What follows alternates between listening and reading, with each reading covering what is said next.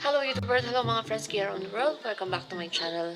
Bibida sa ating video for today, aming mga spider plants. So, today we're going to do the pruning or trimming. So, tatanggalin lang natin yung mga dark leaves, brown leaves, trim natin ng konti, and watering.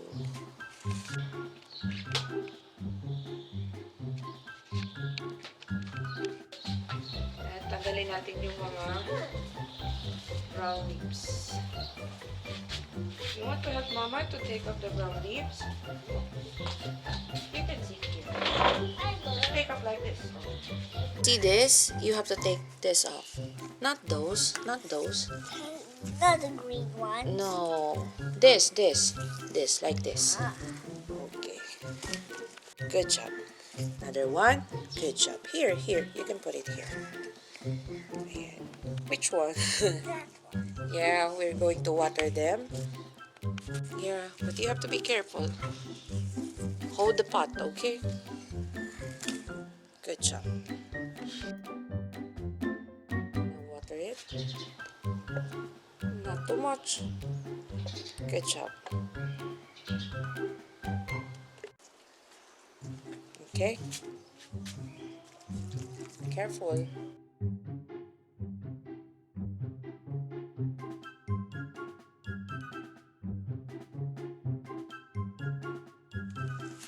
Good job. Kailangan ng iripat. So, that's one of the way for it to propagate. So, kapag niripat mo siya, pwede mo na siyang pag-iwahiwalayin. Ayan.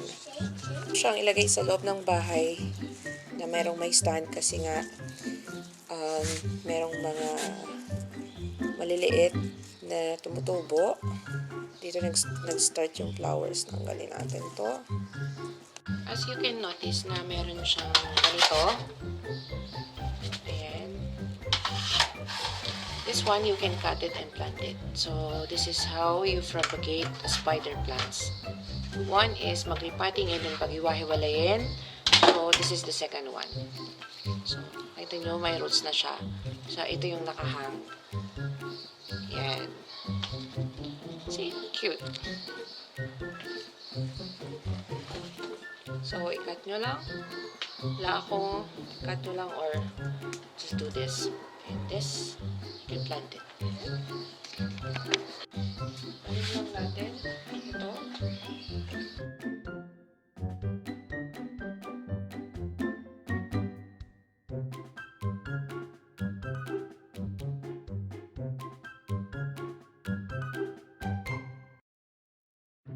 There you go. You have another spider plants. Snake plants lagi nasasabi ko. Again, we water it with rainwater. Hindi na galing sa tap. And you will notice na meron siyang mga brown tips. Ayan. Ito lang yung parang nagiging sakit niya.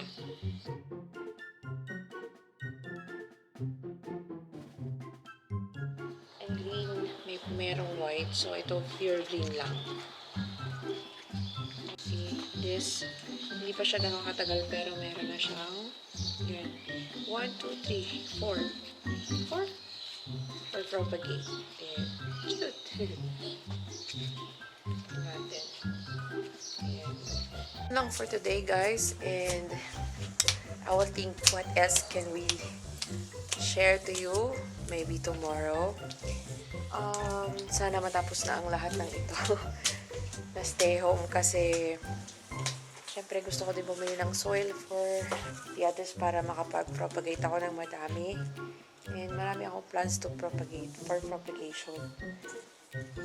And yun nga, for the beginners, if you want plants na easy to grow and propagate, snake plants and spider plants I recommend. Ayan. Naka easy to grow. No need a green tub as the others say.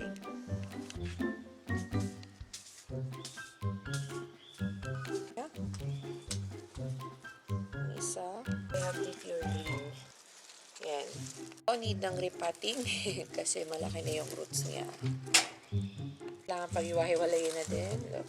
So, sa loob ng bahay, yung siya dadalhin, importante yung pruning para it looks good. Yung mga brown leaves ay matatanggal.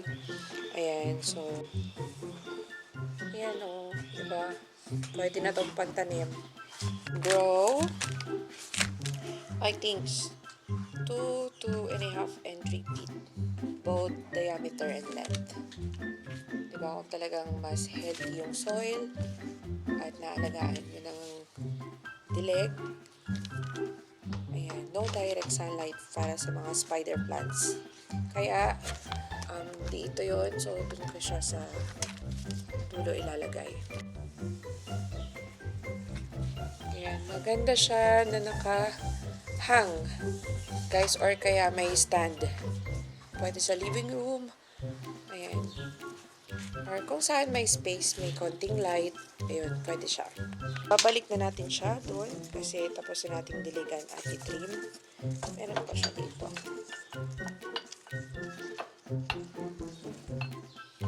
Ayan. Dito siya. Ayan. So, dito lilim, but then may light pa rin. Ayan. So, katabi siya. So, dito. Ayan, yung iba. Okay. Okay. So, ito dapat nakaganito kasi they follow the sunlight. Kaya nagkakaganon. So, ito turn lang natin. Yan. Ayan. Okay. You want to propagate in water also, it's possible. Hanapin nyo lang yung jar or bottle na may small mouth. Usually mga sauce yung meron na use na, or you can buy also. And all you have to do is choose the long roots that you can cut like this, and you can just insert them.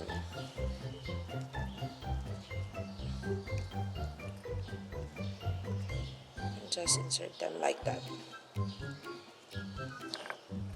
There you go. There you go. So, okay na siya ng ganyan.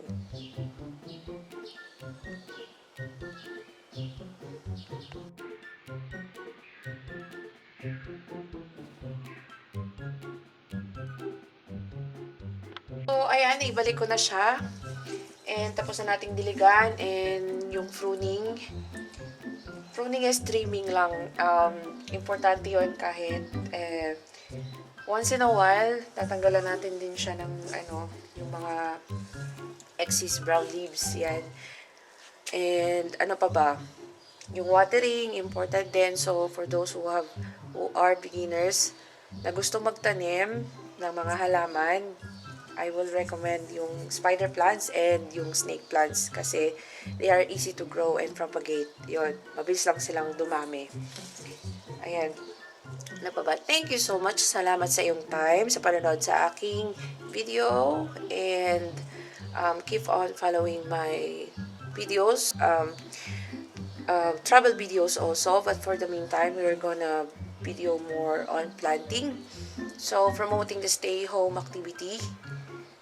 At this time, and keep safe everyone. Good vibes. See you in my next video. Bye.